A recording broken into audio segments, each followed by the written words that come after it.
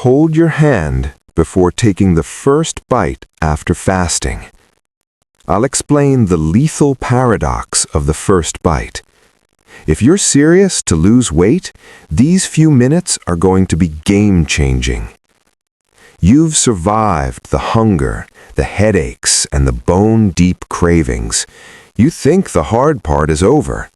But here's the chilling truth. The most dangerous moment of your entire fast isn't the 48th hour. It's the first 60 seconds after you stop.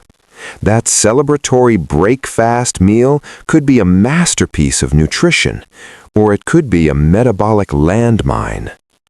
In the 1940s, people who survived months of starvation literally dropped dead minutes after being rescued and fed. They didn't die of hunger, they died of the cure. If you don't understand how to wake up your dormant digestive system, you aren't just looking at a stomach ache, you're playing a high-stakes game of biological chicken. The digestive sleep. Why your body lags. While you were fasting, your body went into a metabolic power save mode. Your stomach acid production slowed to a trickle, and your pancreatic enzymes, the chemical scissors that shred your food, went on an indefinite hiatus.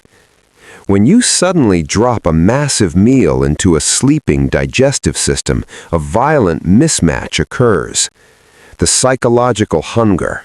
Your brain is a liar. It's screaming for a triple cheeseburger because it remembers the idea of food. The physical reality. Your gut is currently a closed factory with no staff on duty.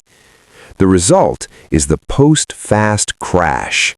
We've all been there. The instant bloating, the cold sweats, the nausea, and the emergency sprint to the bathroom. If your fast was under 24 hours, you'll likely survive with a bit of regret, but go longer and the stakes turn lethal. The silent killer, Refeeding Syndrome. This is the monster under the bed for long-term fasters. When you don't eat for 5 to 10 days, your electrolytes, potassium, magnesium, and phosphorus are hanging on by a thread in your bloodstream.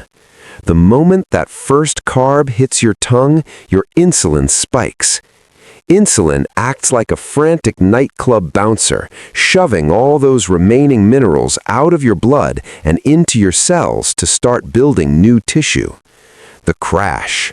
Because there's more room in your cells than in your blood levels of these vital minerals can drop to near zero in an instant. This system collapse leads to heart rhythm disturbances. Your heart literally forgets how to beat. Respiratory failure. Your lungs lose the chemical signals to keep moving. Sudden death. This is why re-entry is the most critical phase of any fast. The red zone. Who is at risk?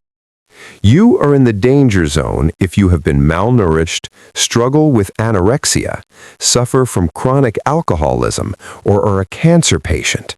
Furthermore, if you take diuretics or heavy antacids, your electrolytes are already depleted. For these groups, breaking a fast isn't a DIY project, it's a medical event.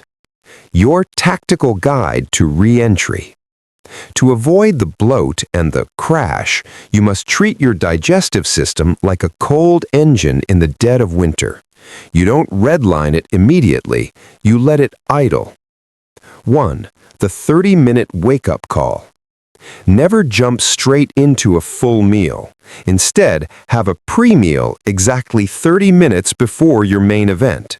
This small snack acts as a chemical signal for your enzymes to clock back in. What to eat? A small portion of cooked vegetables, easier to break down, a few slices of avocado, or a tiny bit of lean protein like fish. The raw danger. Avoid raw vegetables initially. They are surprisingly tough and fibrous, requiring a fully awake stomach to process. The trap foods. Some foods are notoriously loud and difficult for a resting gut. Tread carefully with nuts and nut butters, high density, high effort. Dairy and eggs are hit or miss. Some people tolerate them, others face instant, violent cramping. Artificial sweeteners. These are psychological traps. They trick your brain into expecting a sugar rush, which ramps up your hunger and makes you lose control during the actual meal. The golden rule. The longer the fast, the slower the break. If you fasted for 16 hours, you have a lot of leeway. If you fasted for 7 days, your premio phase might need to last an entire day of small liquid-based snacks.